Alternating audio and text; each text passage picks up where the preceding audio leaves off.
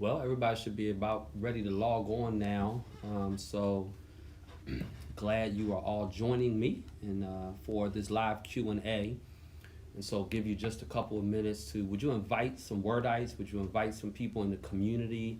Would you invite some family members, or you can get around your computer all together so that we can talk? We're going to be sharing this on every platform. So this is going to be on the church's website. It'll be on YouTube. It'll be on Facebook. It'll be on Twitter. It'll be on Instagram. And so it's on all of our sites. And so just want to encourage you to um, invite somebody to be a part of the conversation. Tonight, I want to just do a member meeting. And I know we haven't had a chance to be together, and I want to answer your questions. And so what's going to happen is whatever platform you are on, you'll be able to type your question in. There'll be people monitoring those sites, and then they're going to send me your question on a GroupMe chat, okay, that we're all on, and then I'll start reading off the questions from there. So that's going to be what the process is. And so let me go ahead and get started. Thank you for being here, and let me just give you some updates. So I want to begin, first of all, by just saying thank you. The church has been just really extraordinary in your response to what's going on relative to not just COVID, coronavirus, but also the social and the racial unrest that we're experiencing. So you really have been extraordinary. I want to thank you for how flexible you've been. I want to thank you for how adaptive you've been. I want to really shout out the media department. They have really done a fantastic job, even figuring out the technology that I can literally broadcast on every social media platform simultaneously tonight.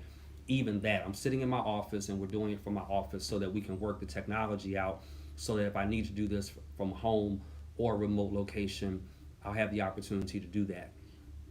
So I want to say thank you. I want to say thank you for the love you've shown me and the pastoral support team and all of the church staff. Thank you for the Father's Day gifts. Thank you for the surprise parade. You guys have really, really been great. So for all of that, let me thank you. Second thing that I want to do is I want to talk a little bit, and I scripted this out, so I'm going to be referencing and looking away from the camera a little bit as I'm reading some of this. But the second thing I want to do is just talk a little bit about understanding the times. Everybody say understanding the times. We obviously, and we hear this a lot, we are in unprecedented times. But here's the other thing. We are in unfamiliar times. We are in uncharted times. Why do you say this, Pastor? I say this because, first of all, I want us to understand that there are no experts right now. So as I'm sharing what I'm going to share with you tonight, in no way at all am I suggesting I am an expert on how to pastor in a pandemic. I'm not an expert in how to parent in a pandemic, right? I don't know how to pray in a pandemic. So we all are new with this, and we're all learning this and figuring this out as we go. This is what I want us to think about as a church. The single most important issue is, what is God up to in this season? That is the question that I want us to hold on to as a congregation. God, what are you doing? That is going to drive every decision we make. It is going to drive more than anything else is going on. We want to be able to discern and hear God as a church and as a congregation. So in this space that we're in, we've got to figure out, how do we balance public health versus restoring the economy? For us as a congregation, how do we balance the health of our membership and all of the things that God calls us to do as a church? Let me give you the state of things, okay? And I'm still in this section of understanding the times. Right now, and I'm going to talk about Nash, Edgecombe, and Wilson counties because those are the three counties that we have the largest percentage of our membership. Between Nash, Edgecombe, and Wilson counties, we have, as of today, and today is June 30th, as of today, we have 1,498 people that have contracted the coronavirus. As of today, Nash, Edgecombe, Wilson counties, We have 33 deaths. Let me say something. There's a population of people that think this is not real. I ran the data for our Area L AHEC, okay? An AHEC is an Area Health Education Center. And the state of North Carolina is divided into various, what they call AHECs, Area Health Education Centers. Ours is called Area L, and that's Nash, Edgecombe, Wilson, Halifax, and Northampton counties, okay? Nash, Edgecombe, Wilson, Halifax, Northampton counties. I pulled all of the data over the last 5.5 years in those 5 counties of how many people died of the flu. I pulled the same data on how many people have died of coronavirus. I want you to hear what I'm about to say for people who think this is not real. More people have already died in a half a year than have of coronavirus than have died in 5.5 years of the flu. And so it is like a 900% increase in severity. So I don't want you to think this is much to do about nothing, because it really is a very, very serious, contagious disease that we're dealing with, a virus. On top of all of that, we have to deal with the social unrest and the racial unrest. So we, and particularly you as members I'm speaking to, because this is about pastor member, I mean, people are dealing with stress and anxiety. When I get to you, just raise your hand or type in, stress, anxiety, depression, bereavement, isolation, loneliness, fear, apprehension, so much stuff we're dealing with. And so the task that we have as a church, hardships, is how do we navigate through all of this? And then, as I said, I'm still under the understanding of the times. We have the racial unrest. In Rocky Mount, we have a Confederate monument coming down. We have lots of stuff going on all over the state. Let me say this as your pastor, and this is pastor talking to members. So there may be other people from the outside watching, but this is pastor talking to the members.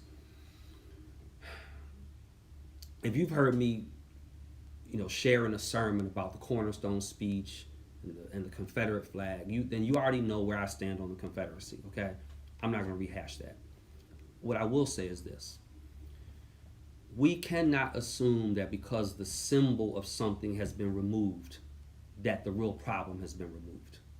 And we have to be really, my married folk for a moment, if you were to take your wedding band off right now, would you still be married? Yes. Now, I'm not suggesting symbols are not important. I'm not suggesting that. What I am suggesting is it doesn't necessarily change or fix anything.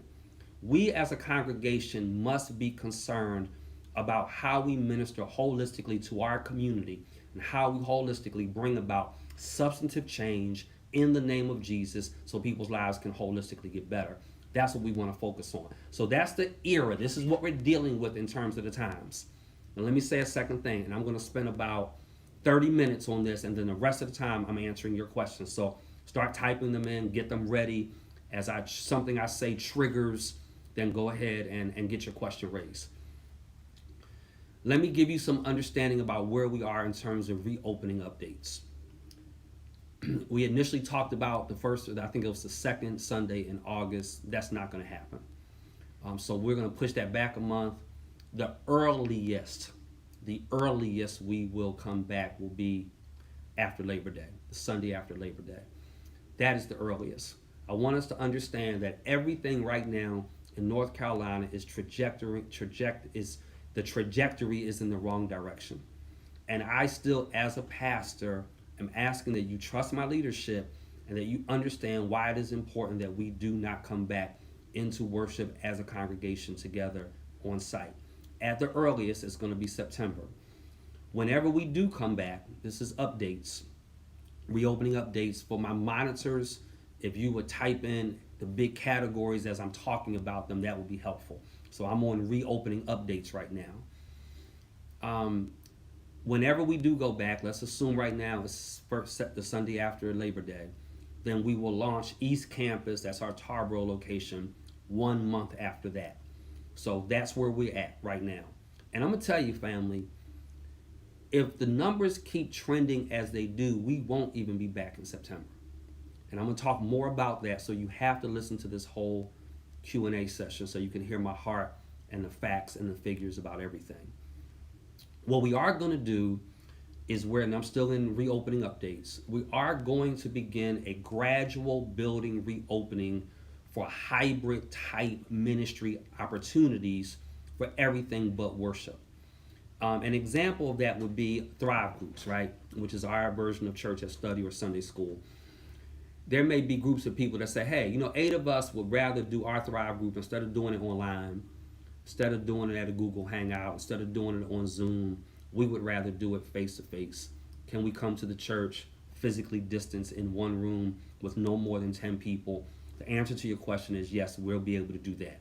So we're going to begin a very slow, gradual building reopening to bring together hybrid kinds of ministries. What do I mean by hybrid?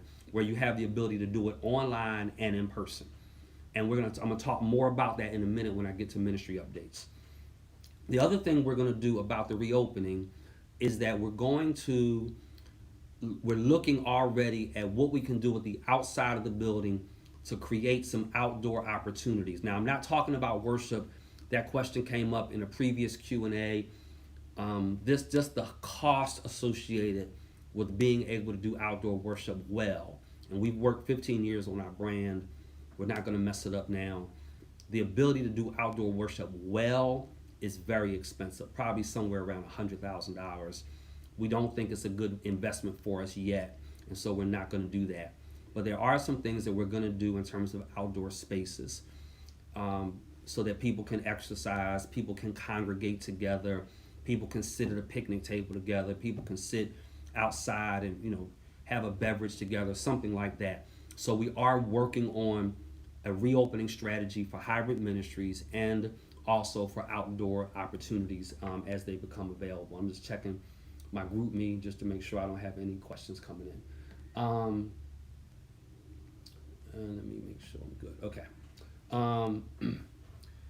The next thing I want to talk about are ministry updates. So I've talked about understanding the times.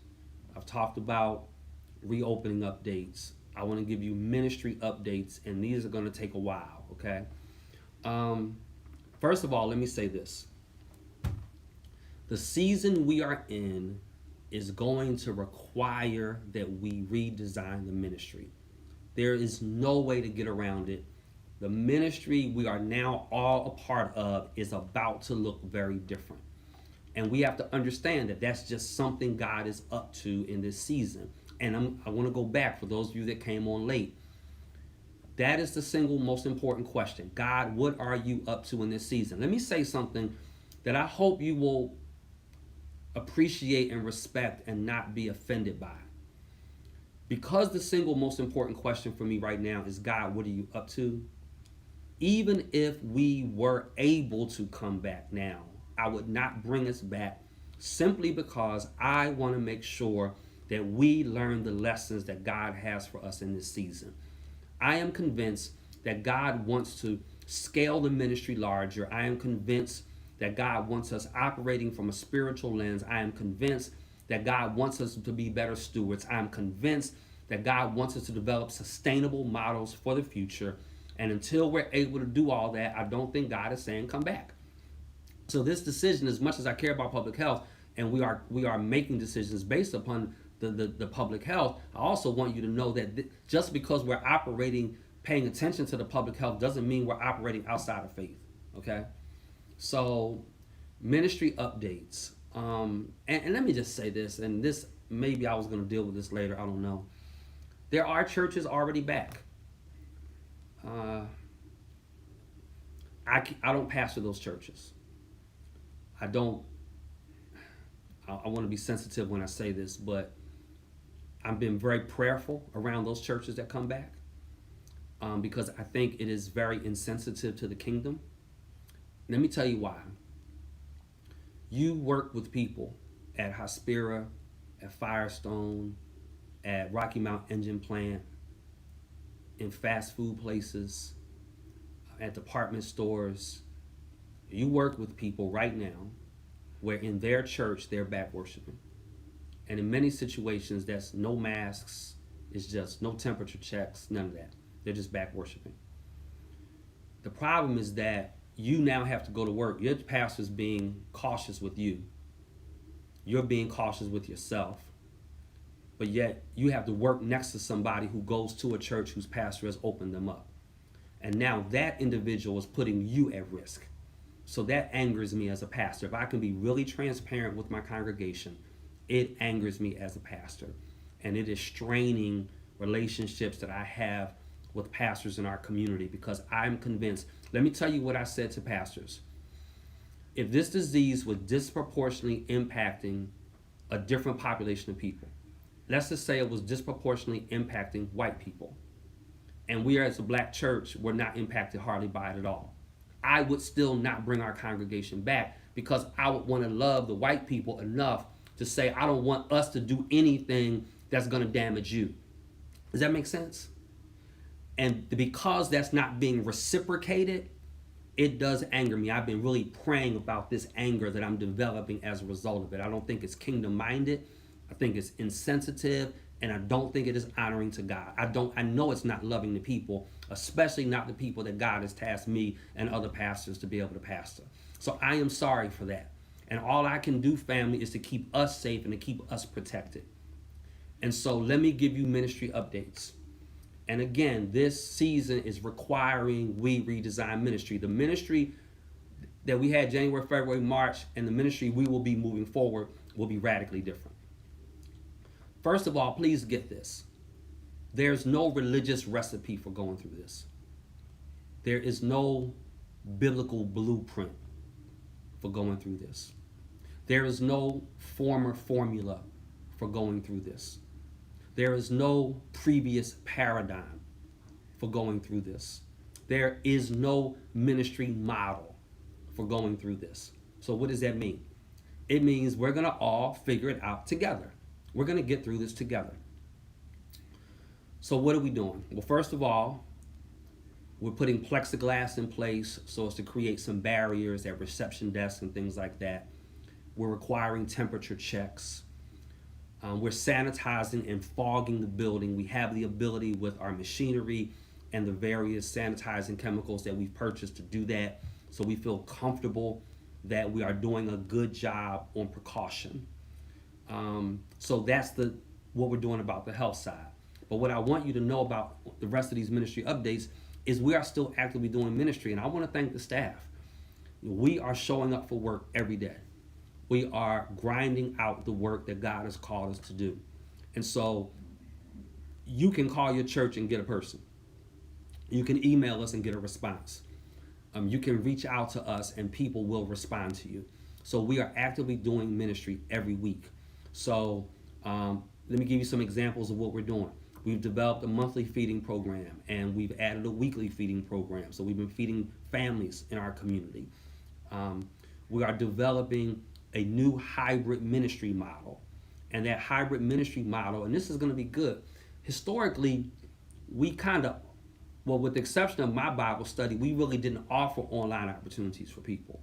That is going to change. Moving forward, when it's all said and done, our work is going to have a hybrid model to it. So that means there'll be some people live in the room and some people that'll be watching live.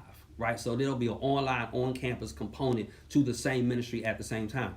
An example will be Men's Roundtable, when Men's Roundtable resumes. And the delay for that is I've really been praying about the best time to do it, because we have so many men that work on Saturday mornings, and I'm missing that group of men.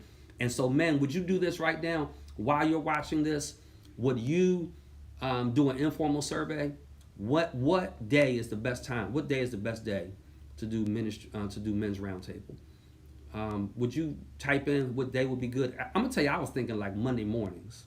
I was thinking about doing like a Men's Monday at like 5 a.m. or 6 a.m. and do it for an hour. Then people could go ahead and go to work, or people that were off. It was just a thought. It's just me being crazy, my thought. But I like to know from you guys what's a good time. My point to this is, whenever we come back to a Men's Roundtable, this will be Women's Roundtable's already started back. It'll always moving forward be a hybrid model. That means In the future, there'll always be women in the room or men in the room and also watching online. We'll have a hybrid model. So we're developing that with all of our ministries. And so that is taking time to retrofit to get all of those ministries up to scale, but we're working on that. We're still offering our scholarships for our young people at both community colleges and four-year colleges. Literally, there is a ministry available for every person of every age group. We've increased our prayer opportunities. We've increased the number of Thrive groups. I'm going to talk about that in just a moment. We've kept our word around our summer internship program. And so, I got a question coming, and I'm going to stop and get that in 1 minute. We have summer interns, and I'm going to talk about what we're going to need from you as members. One of the interns is doing an Eastern North Carolina Church Business Network. We're going to be figuring out how we support businesses that support us. Let me park here for a moment. Let me deal with a very controversial subject. This is your pastor talking. I know there's a whole lot of support black business conversation. I'm one of the people having that conversation. Please hear my heart, what that means, because I don't know that we know what that means. It means that we should be supporting businesses that support us. So that means if there are white business owners that support us, we should still be patronizing those businesses. I mean, if you have any understanding of the civil rights movement, you knew that it took every group of people, every type of person, black, white, people of color, to move forward an agenda to be able to advance and make things better for all people. We have lots of people that are in our white community, in our own churches even, that have businesses that we need to support. We're going to be developing an Eastern North Carolina Church Business Network. The network will have an onboarding and an outboarding process. It's going to give us clear criteria in terms of how we qualify a person and say, okay, this is a business we support. And we're going to publish it. We're going to encourage other churches to participate. And when we find that there are organizations and businesses that absolutely do not support equity and justice, we will not support that business. And let me tell you something, the same holds true for black businesses. They're going to have to also be held to a high standard and a high accountability. So we have an intern right now working on getting this network up and running. We have an intern working on updating our database. I'm going to talk to you in a minute about that. We have an intern working on grants and our rapid response to the coronavirus and the issue of public health and faith entities. We have an intern working on family violence prevention. So we have a lot of activity still going around the ministry. We're working on a standard of care process to make sure that our 85-year-old member and our 15-year-old member are all getting the same standard of quality care from the ministry and from the congregation. I have an ask for you in terms of that as well. Let me stop right here because I have some questions coming in and I'll go back to more ministry updates. Here's first question came. Will we come back at 100% capacity when we return? It depends on the science. My gut feeling is that no, we will not. I don't think we'll initially be able to come back to 100% capacity. I don't know what the numbers will be. You know, it may be that we come back at 50% and we have several services. To that point, we are building out spaces that will be larger that we can then house. So some people will be in the sanctuary, some will be in our chapel. That space has been enlarged significantly. Some can be in our overflow rooms like 447.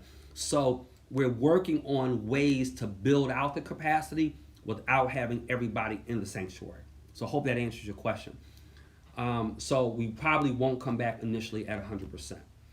Second question I have is, there are churches that are pastored by black pastors that have opened. Have you spoken to them about your concerns? I absolutely have. There is probably not a pastor that does not understand my position.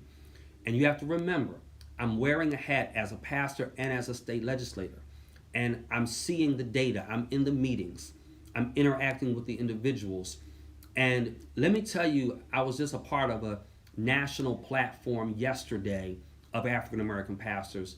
A survey was just released, and the results of the survey suggested that the average church member did not want to come back yet. They were fearful. I'm talking about in the black community. It was the pastors in some of these churches that were pressing it. Listen, how can I say this? Some churches are not going to make it. The data suggests that a third of the churches will be fine. I believe God's favor is on us, and you guys are absolutely amazing as members. We'll be one of those churches that will be fine. A third will have to merge with another congregation to make it, and a third will close. That is what all of the data and the polling suggests. I believe it's accurate. I want to go ahead and speak this out into the atmosphere. If you are a church that thinks you're not going to make it, and maybe you already have been at a space where you've been thinking about kind of locking the door and saying, we just can't do this anymore anyway, I would love to have a conversation with you about your ministry merging with Word Tabernacle Church, coming on board under our brand and under our ministry so that we can minister to you. So if you're a pastor watching this and you're in that situation, I would welcome that conversation. I hope you'll call the church office, 252-442-2925. And the staff that are watching, they'll go ahead and put that phone number in. So people do know how I feel. I think the average, there's some small churches that have come back. I still don't think that's wise. And then I think if you have churches where you have older members, I don't think it's wise to come back because they're a part of that high risk group. I have seen churches that are 20 members, 30 members that are doing parking lots and things like that, and it's working out for them. Please don't hear me judging or condemning. What I want you to hear, at the onset, I said, this is hard. None of us are experts in this. And at the end of the day, we are tasked as pastors to make decisions that our conscience will allow us to endure. My conscience won't allow me to bring us back yet. Next question was, can we get a directory of those businesses that support us so we know where to patronize? And that's exactly the intent, is that we can have a directory to be able to say, hey, these are the businesses we support because they support us. Let me say this, and I don't want to get too far out, but I want to keep taking your questions. I don't want to get too far out on the business piece, but I want you to hear this. This is going to be a re-education for us as well. Let me tell you why. Because if there's a business over here that doesn't care anything about our community, right? But they've got 80% of the market.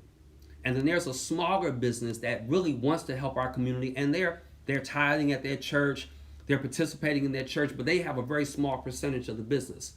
It may actually cost me more money to go to that smaller business. But in the long run, it is a greater impact to the whole community. So think of it like this. I'm going to just super simplify it. You know, I can buy whatever I'm buying. I hate to start calling out stuff because then, you know, people are going to get offended, feel like I'm talking about their business, but I'm really not. I can buy a chicken wing from a business and it's going to cost me 50 cents. But not a penny of the 50 cents goes back into the community. This guy's chicken wing is 75 cents. But he's tithing at his church, participating in his church, helping kids, helping the Boys and Girls Club, helping Ripple Effects, helping the Reach Center. I would rather pay 25 cents more to buy his wing, knowing some of the money was going back into the community, than to pay less and have 100% of the money leave the community. Does that make sense? If that makes sense, type in that makes sense. Because I'm going to be checking all these platforms when we get off. So we are going to provide the directory. But again, this is about businesses that support our community. So there's going to be white businesses that we support. We're not here to create division. That is never who we have been as a church. We have been here to biblically speak truth. We are biblicists. And at the end of the day, we're going to operate the way the Bible directs us to operate, because ultimately our identity is in Jesus. But while we're doing this, we're not going to let our community become a victim. Okay? Answer about investors teaching virtually is yes, there is training. So if you want to be a youth investor and you want to teach virtually, but you need to be trained on that, we will train you on how to do that. That is a great question. We are going to need more. Listen, we're going to need more people serving than ever before, because we're going to have, think of it like this. If Heather is physically in the building teaching, right? But it's also going out on a Google Hangout or on Instagram or on wherever platform, right? She can't engage those students and at the same time engage that online audience. So she's going to need the ability to have someone else serving alongside of her, okay? So we're going to need people serving like never before, and I'm going to talk about what that looks like. Ayana and Kyle will be helping next generation investors transition and make sure they are equipped to teach, okay? So let me get back to ministry updates until your questions come in. I think I'm caught up on questions. Let me go back to ministry updates. Standard of care is where I left off. Thrive groups are active. I want to encourage you to really be prayerful about joining the Thrive group. Initially, I said that my goal was 500 members active in a Thrive group. There's so many ways you can do it. There's so much value to it. We're using the U curriculum. I'm really excited about this, the coming next quarter, because I was reading about what's coming in the next quarter. And the U curriculum, the way it's designed, it has 3 units in every quarter. And the next quarter, listen to these units. The first unit is going to be on holy vocabulary, and that's going to be about unpacking the language of faith. The second unit is on resurrection. Now, this is very important. It's going to be a biblical study on the foundations of our faith, how we dig in deep in terms of foundations of faith. The third one, I know everybody's going to want to jump on this. It's called Messy Relationships. And it's going to be how to deal with other people. Now, let me tell you something. There's probably not a word I listen to this that doesn't need some help, the pastor included, on how to deal with other people. I want to really encourage you.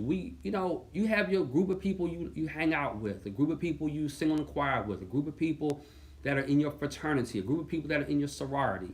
I mean, I'm not in fraternity or sorority, but it's just kind of real talk.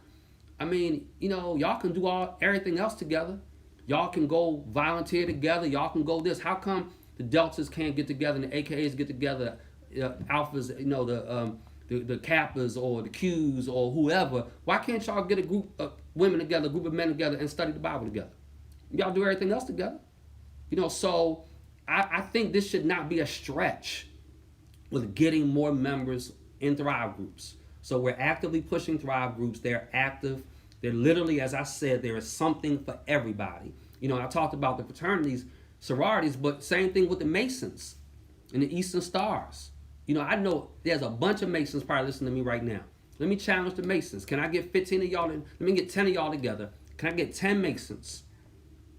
Quentin, maybe you can pull this together for me. 10 Masons together, and y'all going to study the curriculum together as men. Ministers. There could be a ministers group. There could be, the list just goes on and on. Affinity groups, age, gender, profession. I was just on a Zoom call with a group of educators, a group of principals. Educators could do this together. And so the list goes on and on. I want to hear me say, it is important that we understand there's a new model of ministry. And it's going to be a long time until we see all these groups of people in a room together again. So we've got to develop a new redesigned model to effectively minister to everyone. So Thrive groups, renovations of the chapel are almost complete. The murals, stained glass murals for the walls came in today. They're going to be installed probably this week. That room is so much larger now.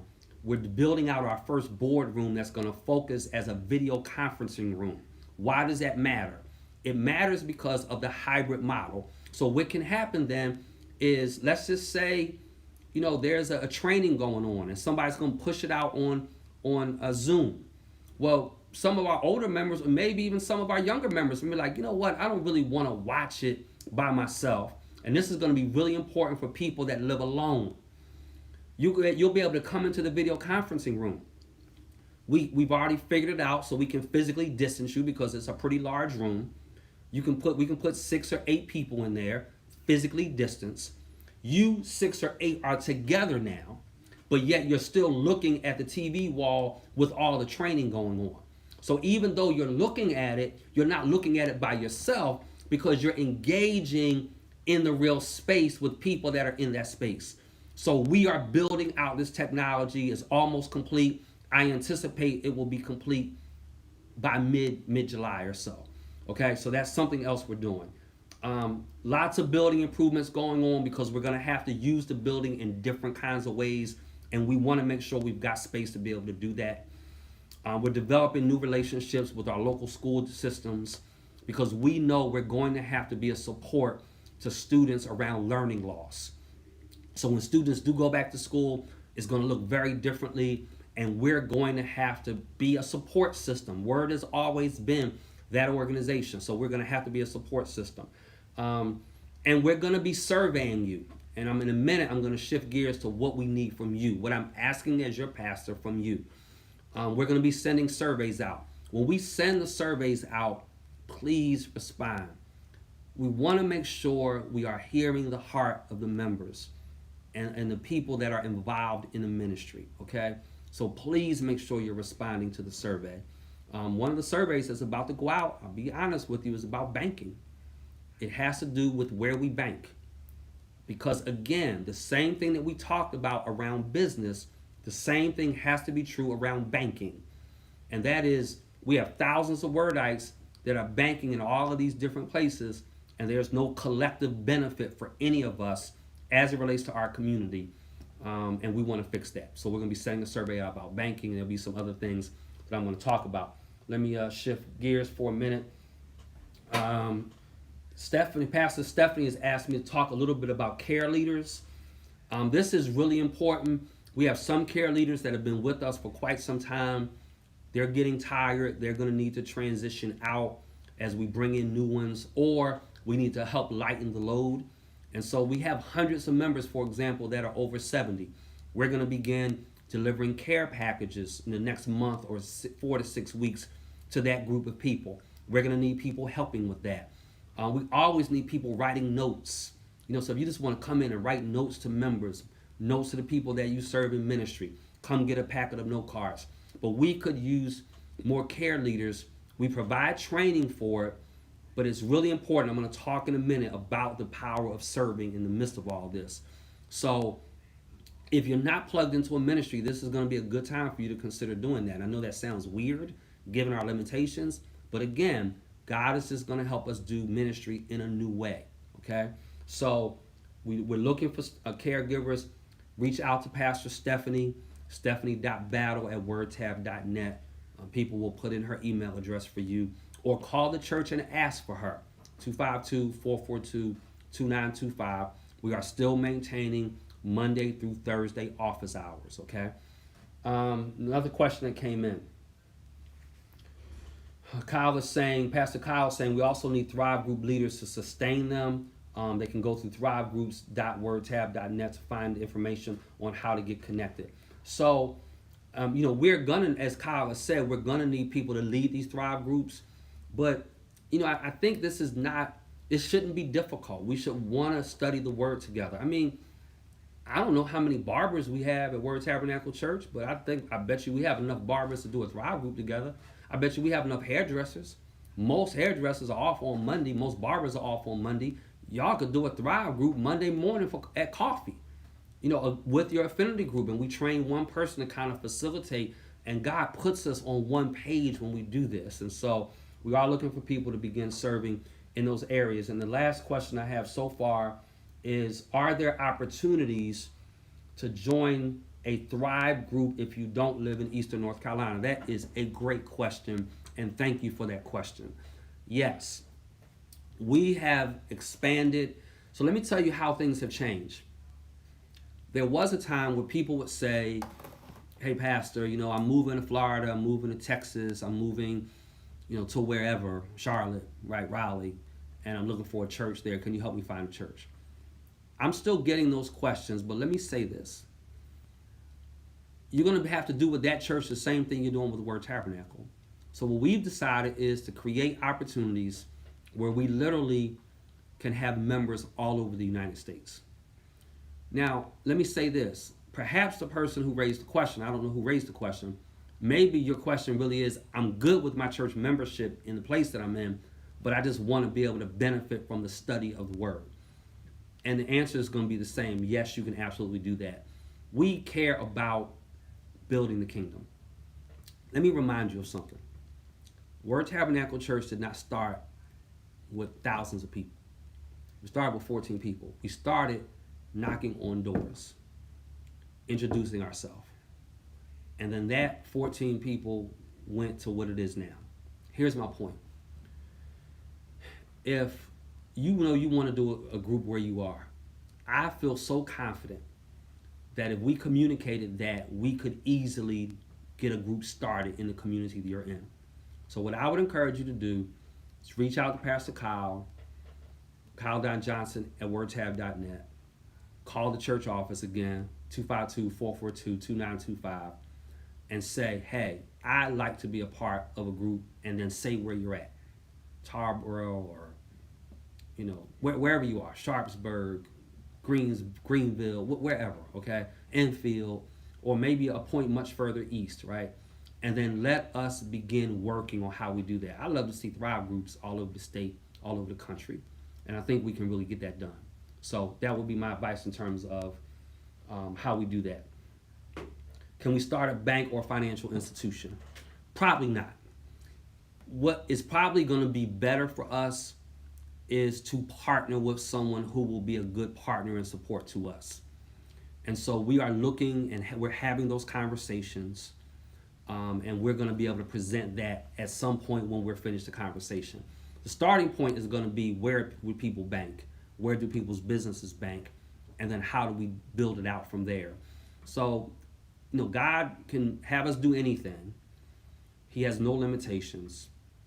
It is certainly not on my radar to start a financial institution. It is simply on my radar to harness our collective resources so that we have the greatest benefit from a financial institution, if that makes sense. And so that's pretty much where my heart is around that. What about anniversary ticket refunds? That is a great question. Pastor Steffi and I talked about this, I believe it was last week. We haven't formally taken the event off the calendar because we want to try to see if we can still do it. I believe the date is in November. If somebody can confirm that for me, what that new date was, that would be helpful, and I can communicate that to everyone. What I'll tell you about the Black Tie Gala, our 15th anniversary gala, is this. Our preference is to reschedule so that we can all enjoy each other and have a great time. If the trajectory of the health data is such that we don't think it's safe to do that, then we will refund 100% of those tickets. Now, it's going to mean that we're going to take a loss as a church, but we would not ask you as the members to take that loss, okay? So if you would just be patient with us and give us just a little bit more time to see what the trajectory of the data looks like, and then we can make the decision, and I promise you will be very, very good to you and very fair to you. So thank you for that question.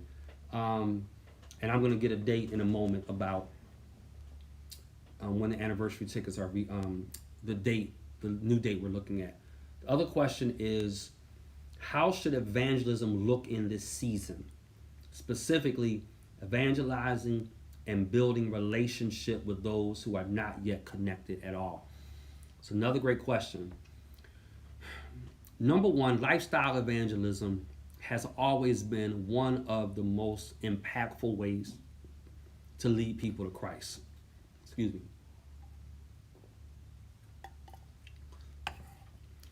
Lifestyle evangelism has always been one of the most effective ways to lead people to Christ. We should continue on with that lifestyle evangelism. I'm actually going to be teaching and preaching, rather. My next sermon series is going to be an evangelistic sermon series because I believe it's kind of what God is doing and where God is. He always was there, right? We just weren't. What I would recommend is use your online tools. I would ask you to consider the fact that the church worship service even though it is cyber and online, it is not the only front door of the church. A Thrive group could be a front door to the church. You know what? Come sit in with me on my Thrive group. Men's roundtable, women's roundtable, affinity groups. Hey, come on, get on this prayer call with me.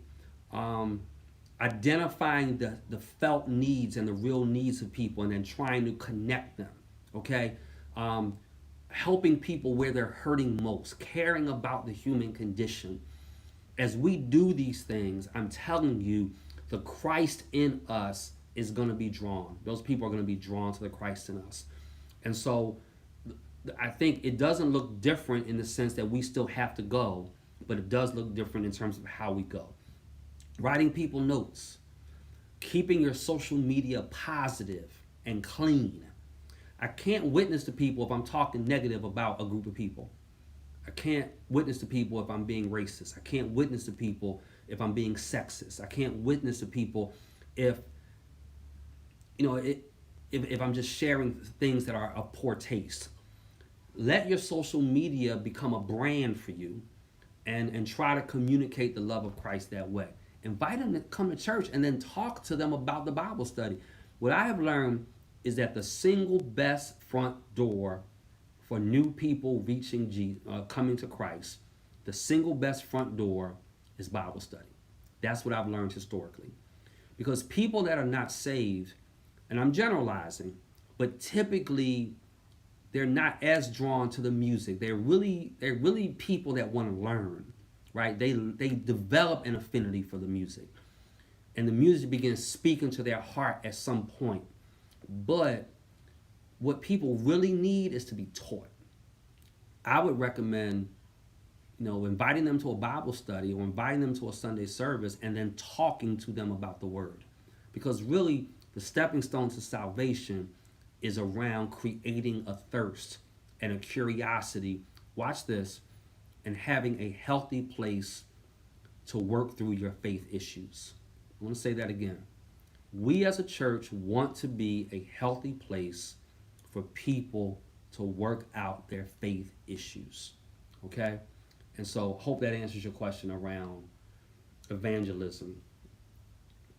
Are we able to have a father, son, or daughter day and everyone mask up? I need a little bit more information about what you're asking me. But if the question is, do we put large groups of people in the parking lot or in the building and we just wear a mask? The answer is we can't do that yet. And we're just, because understand something, the science is getting more clarified now, and it's not so much just touching stuff as we thought initially, as it is, droplets and what we breathe in and our speaking. And so we've got to be really, really cautious. The masks do help tremendously, and I'm going to talk about the masks in a minute when I get to member updates. But for now, hold on to your good idea and share it with Pastor Stephanie. And let's hold on to it a little bit until the time is just right, because we want people to be as safe as possible, okay? The ACS church calendar is being updated. So what we did is we removed, basically, what we did before, right? Because of the coronavirus, we were striking out and just canceling everything on the calendar. We're going in this week and wiping it. We're deleting it all. That way you don't have to look at 10 different canceled events to find your one active event, okay? So we think it's going to be more helpful that way. So the calendar will be updated. You're going to see lots of new things being added to the calendar, and I want you to be prayerful about a way to take advantage of that and to participate. I'm caught up on questions, so let me go to member updates. Monitors, if you would type in member updates. These are member updates that I want to give everyone. It's 8:48, so we're in good time. I wanted to do this in an hour. I knew 90 minutes would be the tops, but we can do it in 60. That's great. Member updates.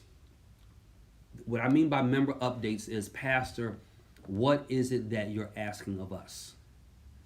Few things. Number one, pray. We have 3 different prayer times. Choose one, participate in it, and let's pray daily for the congregation, for the community, for our city. Um, we need to pray. Okay, that's number one. The second thing I'm asking you to do is familiarize yourself with the 3 W's. You're going to see it posted around our building. It is the recommendation of our Secretary for Health and Human Services. We're abiding by it here at the church. I'm asking that you abide by it. 3 W's are wearing, that means I wear a mask. Washing means I wash my hands regularly for at least 20 seconds. And waiting, that means I wait at a 6-foot distance of other people. And so that's the second thing we need you to do. Third thing we need you to do is complete your census. There's racial unrest, there's social unrest, there's health issues, a pandemic plaguing, but we cannot forget the essential nature of things that we must do that are going to be able to propel a positive agenda forward. One of them is making sure there's not an undercount in your community and every single wordite and your families. Ask your family, have you taken the census? Ask them. And then voter registration and education. We are still in the midst of an active campaign season. It doesn't feel like it. You're going to start to see campaign ads. Some of them are already coming. We have a really important presidential race, but politics are local. And we have an important gubernatorial race, attorney general, lieutenant governor, U.S. senator, Supreme Court justice, and then, of course, local seats in terms of judges, and then state reps, senators, straight on down. I cannot emphasize enough that we have to get good information and we have to vote. I've got more for you in terms of what I want members to do, but I have a question that just came in. What's the single most important need for seniors in the church? That is a great question, and because I'm not one, I want one of the seniors in the church to answer it. I can't. That would be like saying, what's the single most important need for women in the church? I'm not able to answer that question. What I can tell you is that through our standard of care process, we are getting help with that question being answered. So we have seniors that live alone. We want to make sure that we're supporting them, perhaps if they need help shopping, the care package that we're going to be preparing for them monthly. We do reach out every Monday and touch our older members. We pick up the phone, we make sure they're okay, we check on them. So for us right now, it's just making sure they're in a good space. And we do that by checking in with them every week. But there may be some bigger needs and we need to hear from you. So if you're in that 65 and older category, we'd love for you to call the church tomorrow, 252-442-2925, ask for Pastor Stephanie and share with her what you think the big needs are, or give it to us from your lens or from your perspective about what those needs are. How are we reaching elderly and seniors who are not tech savvy? That's a great question. I'm going to get to that when I get to the member update, so just put a pin in that question, and I'm going to get to that in just a moment. Are we going to have Thrive masks made? I believe Miss Ida in our bookstore is working on developing something where we have Thrive masks. I know we've been looking at purchasing actually printed material and then having them made from that printed material, and she's looking at a couple other options. To answer your question, yes. I don't know what that looks like yet, but because I believe that we are in this for the long haul, I do think it's important that we have branding on our masks. And so we are going to have those made, or either the church logo. Miss Ida will keep you posted on that, and our business operations area will keep you posted, and we'll make sure that information is getting communicated to everyone. If census was mailed in, do we still need to complete the online census? No, you do not. one or the other. And so if you already mailed in your census, you're good to go. This conversation about the census is for people that haven't done either. You haven't mailed it in and you haven't taken it online, okay? If you want to do it online, you need access to a computer, call the church and we will help. 252-442-2925. It is important that every person participate in the census. Let me go back to member updates. So we are on number pray, 3W, census, voter registration. Number 5, we need you to do this. We want to update while we're physically distancing. We want to make sure that we have accurate information on every single word act.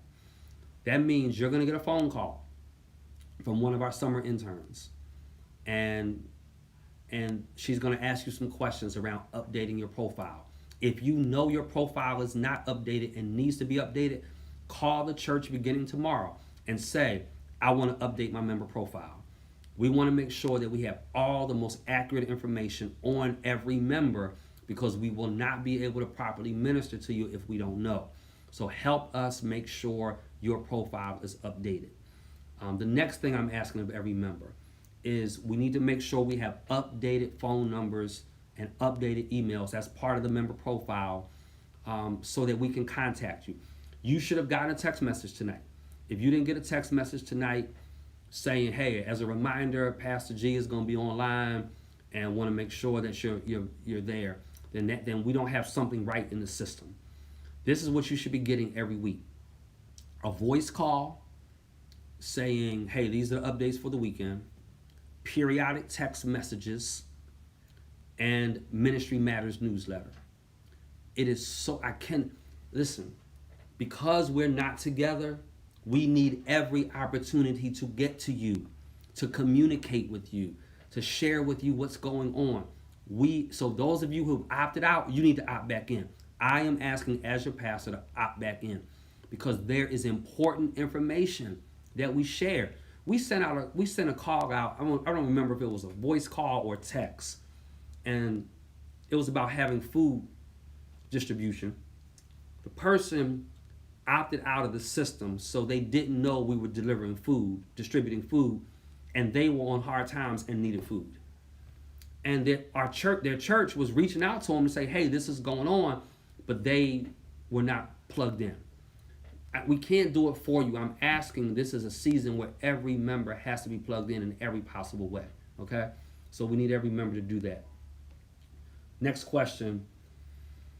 Will we have an online store to purchase paraphernalia and messages? Yes, I think there was a meeting. I was not in that meeting. Perhaps someone else can weigh in who was in that meeting. I think Angela was in that meeting with Miss Ida, so maybe she can weigh in on this. I believe there was a meeting last week that is moving us in the direction of trying to develop an online store and online purchasing. Okay, so that is happening. You can still purchase, technology, the CDs.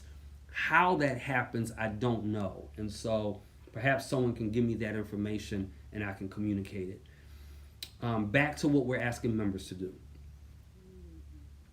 I want to ask you to identify. I'm on every social media outlet tonight. I'm on Instagram, I'm on Facebook, YouTube, Twitter, the church website. I'm on every outlet.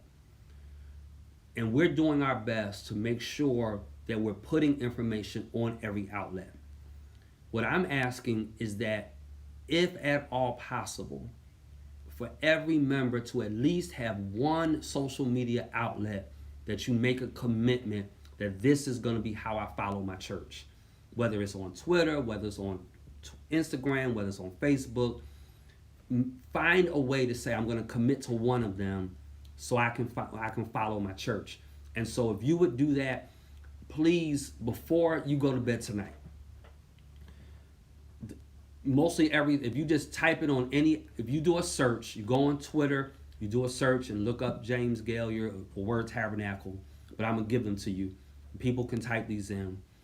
Twitter is at JD Gaillard and at Word Tab. At JD Gaillard, at Word Tab. Before you get off tonight, before you go to bed tonight, if you're a Twitter user, go on Twitter, follow me, follow the church. Okay? Go to the church's Facebook page. Follow the church Facebook page. Type in Word Tabernacle Church. It'll come up, Word Tabernacle Church, Rocky Mount. Follow the page. Not only follow the page, sign up for your district group, group. So whatever district you're in, there are district groups there on that Facebook page. Follow that. Do that tonight. We're going to get off in time enough for you to do that. Go to YouTube. Type in James Gaillard. Type in Word Tabernacle. Subscribe to my YouTube. Subscribe to the church's YouTube. Same thing with Instagram. Word Tabernacle on Instagram. JD Gaillard on Instagram for me. I want you to follow both of us. And so please do that. It's really important. I also have a new podcast channel. You can go to any place that plays podcasts. It doesn't matter. And all you have to do is type in Orthos. Orthos. It's the Greek word for straight. Okay? You know, it's about straight talk. That's what my podcast is about. Every Bible study is on Orthos, and then other motivational material is on Orthos. You can subscribe to Orthos. Apple has it, Google, you name it. Everybody that plays a podcast has it. Would you please subscribe to my podcast? There's going to be additional information. If you are a leader, please do this, because a lot of our leadership development is going to be coming out of this kind of technology. And I want to get busy training ministers again, training leaders again. I want to get started on that this summer, okay? Let me stop for questions. Somebody said Instagram just cut out, and I don't know what I can do about that.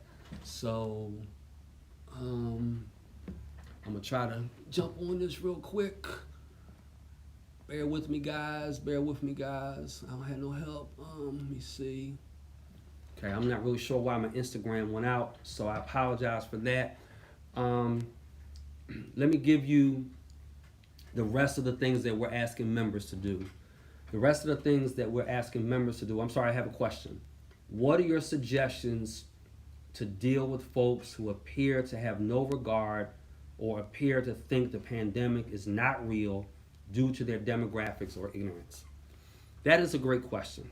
Let me raise it again. What are your suggestions to deal with folks who appear to have no regard or appear to think the pandemic is not real due to their demographics or ignorance? The simplest thing is stay away from them. Let the market dictate. So if you're in a store and that store does not require people to wear a mask, patronize a store that does require people to wear a mask. Because let me tell you something, there's a demographic of people that are doing just that. They're not going to patronize stores that require a mask. Instead, they're going to patronize the stores that don't require one. We need to do the opposite.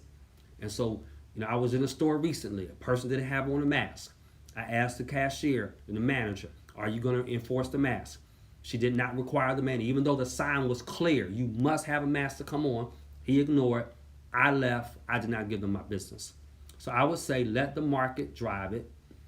I don't think arguing is going to help. I think role modeling the right thing to do is going to help. So role model the right thing to do. I think that is going to help, and that's how I would kind of address that group of people. The other things that we need for you to do is, help us identify one social media.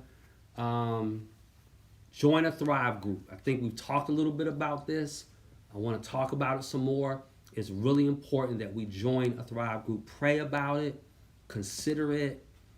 It could be a couple families together, right? Couple married groups together. So, other thing I'm asking you to do, I'm almost done, is to serve.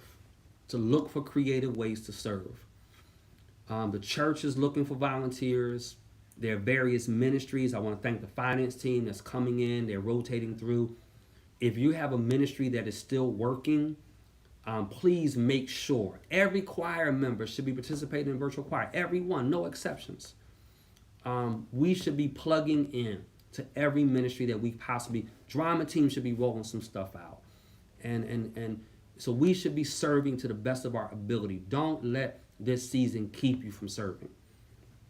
Not just at Word, the Reach Center, which is our standalone nonprofit, they're always looking for people to serve.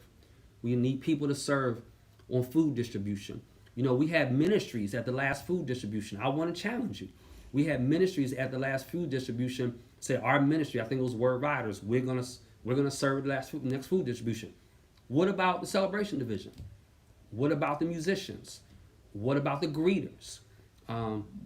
What about, you know, youth investors? I mean, what about whatever group, the ministers? Will ministers serve one day for food distribution? So looking for opportunities to serve. We can also plug you in. Reach out to the Reach Center. Ripple Effects, we're doing a lot of partnership with.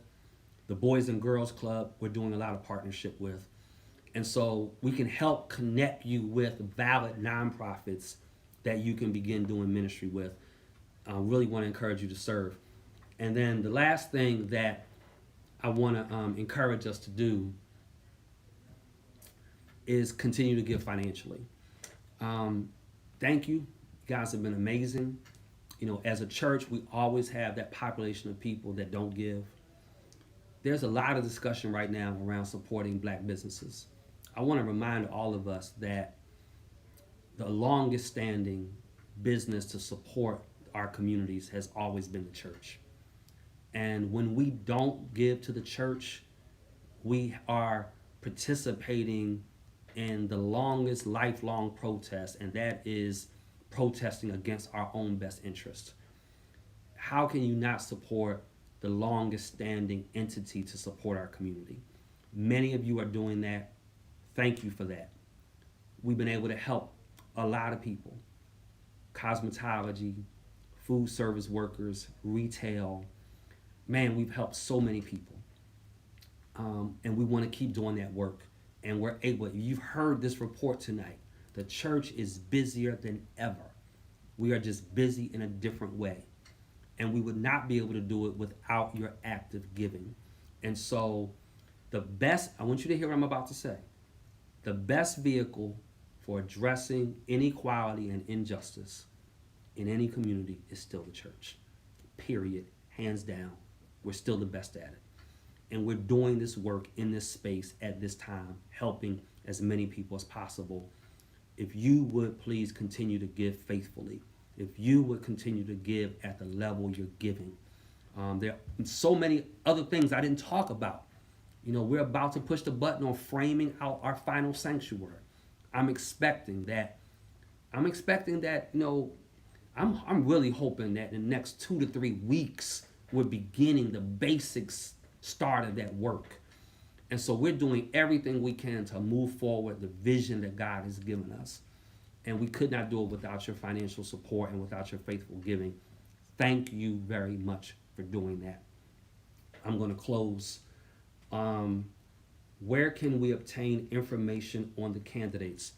All of that will be coming out of the Community and Collaboration Division.